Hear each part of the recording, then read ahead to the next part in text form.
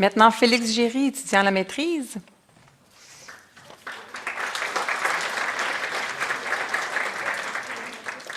Alors bonjour à tous, moi je travaille sous la direction de Fabio Gennaretti et la co-direction d'Annie Desrochers et Nicole Fenton. Et mon projet s'intéresse à des stratégies de végétalisation d'affleurements rocheux dégradés autour de Rouen-Noranda en utilisant des mousses comme protection de graines. Alors, si vous avez déjà visité Rouen-Noranda, vous avez sûrement pu observer ce genre d'environnement avec des affleurements rocheux complètement dénudés et sans végétation. C'est un type d'environnement qu'on retrouve assez couramment autour de Rouen et dans la ville de Rouen. Donc leur présence peut avoir des causes à la fois naturelles et anthropiques. Et en général, ça va être l'érosion qui va empêcher le maintien du sol sur ces sites et donc fortement ralentir ou empêcher la végétation de recoloniser le milieu.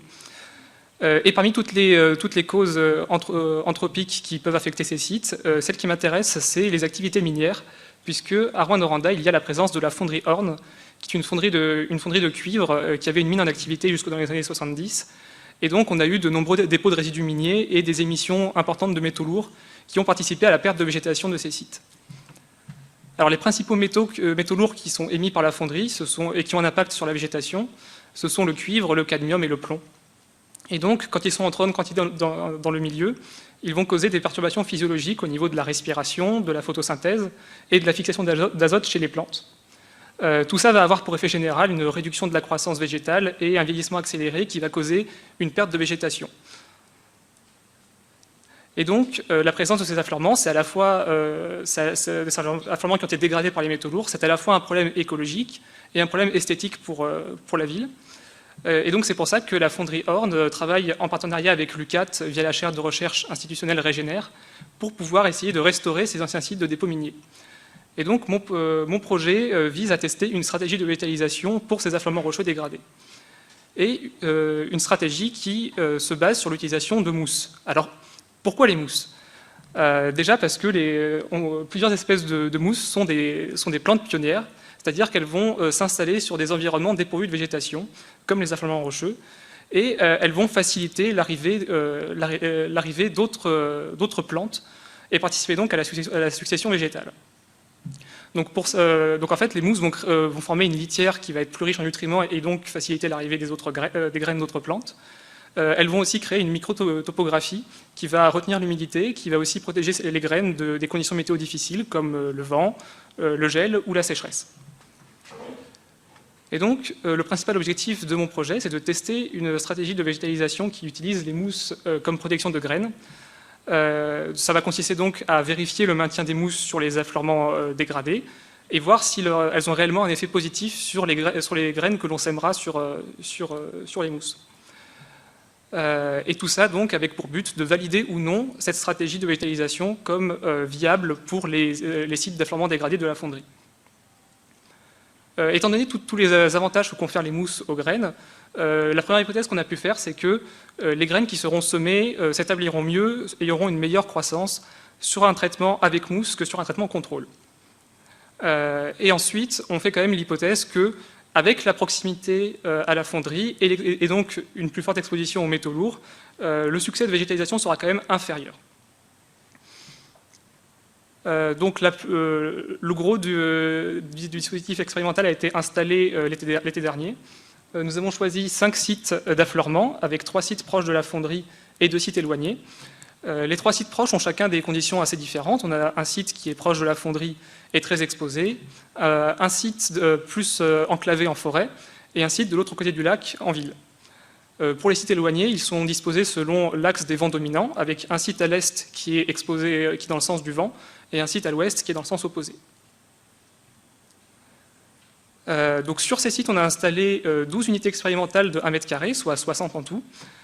Chaque unité consiste en un cadre en bois, au sein duquel on applique un des différents traitements. On a dans un premier temps le premier traitement, qui est celui qu'on veut tester, avec des tapis de mousse et leur substrat. On a ensuite un traitement contrôle, où on remplace les mousses par du sol local prélevé sur le site ou à sa proximité, qui est disposé dans le cadre. Et ensuite, on a un troisième traitement, qui est un traitement où le sol local est amendé avec de la chaux. L'effet principal de la chaux, ça va être de rehausser le pH Et puisque, en effet, sur les affleurements rocheux, le pH est naturellement inférieur au sol forestier. Et on sait qu'un pH inférieur va augmenter la disponibilité et la toxicité des métaux lourds qui sont présents dans le sol. Donc ce sera intéressant de comparer cette méthode à la chaux, qui est plus conventionnelle, à la méthode avec des mousses que l'on veut tester. Sur chacune de ces unités, nous avons semé 4 espèces d'arbres qui ont été choisis pour leur capacité à pousser sur substrat rocheux. On a donc le bouleau à papier, l'aulne crispé, le pin gris et le cèdre blanc. Concernant l'espèce de mousse que nous avons choisie, il s'agit du cératodon pourpre, qui est une espèce assez commune et répandue, qui peut pousser sur des terrains hostiles comme les affleurements rocheux, et qui va aussi être résistante aux métaux lourds. Donc, pour les mesures qui ont été faites l'été dernier et qui seront faites cet été, on peut les diviser en 3 grands groupes de mesures.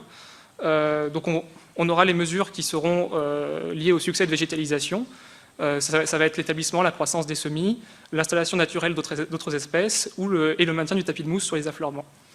On aura ensuite les mesures qui seront liées à l'exposition aux métaux lourds. Ce sera donc la teneur en métaux des sols et de la végétation pour chaque site. Et on a des mesures qui sont liées aux variables environnementales, que ce soit du substrat comme le pH, la fertilité des sols et la rétention d'eau, mais aussi des variables météo comme l'exposition des sites au vent et à l'ensoleillement qui peuvent être des potentiels facteurs confondants. Donc bon, les résultats principaux seront mesurés cet été, mais fort heureusement, on a le pin gris qui a germé à la fin de l'été dernier, ce qui nous donne donc ces résultats préliminaires, avec à gauche le taux de germination du pin gris en fonction du traitement. Comme on peut s'y attendre en si peu de temps, l'effet du traitement n'est pas encore bien visible. Par contre, si on regarde à droite le taux de germination en fonction du site, on peut voir que l'effet de la proximité à la fonderie est pour le coup déjà assez visible, puisque les sites proches ont un taux de germination significativement inférieur au site éloigné, exception faite du site proche qui est enclavé en forêt, donc on peut le voir à gauche ici, qui se rapproche des sites éloignés. Donc pour expliquer ça, on peut se tourner vers la teneur en métaux des sols. On a ici donc la teneur en métaux pour les trois métaux importants émis par la fonderie, en fonction du site. Et on peut voir que les sites qui avaient le plus faible succès de végétalisation sont aussi ceux qui avaient la teneur la plus élevée en métaux lourds.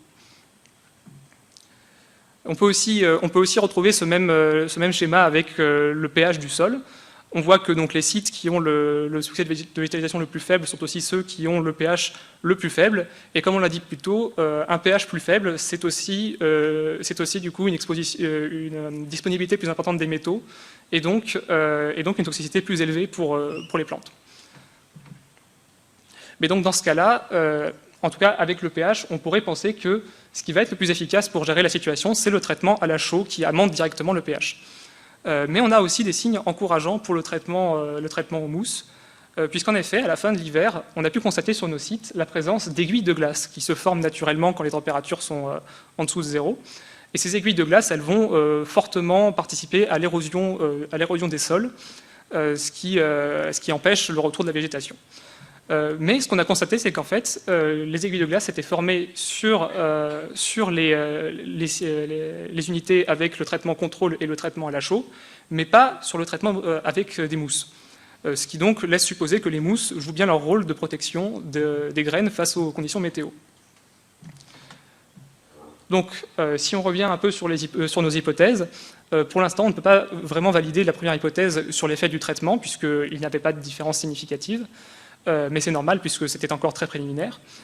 Par contre, on voit déjà que l'effet de l'exposition aux métaux lourds et de la proximité à la fonderie est bien visible sur le succès de végétalisation.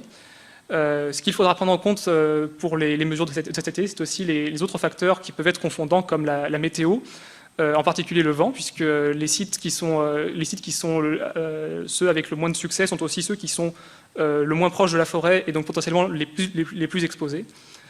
Mais en tout cas, nous avons plusieurs signes encourageants pour le traitement avec des mousses, et on peut donc espérer que ce traitement va être plutôt efficace dans les résultats que nous aurons cet été. Voilà, donc merci de m'avoir écouté, et je tenais aussi à remercier les personnes qui m'ont aidé sur mon projet.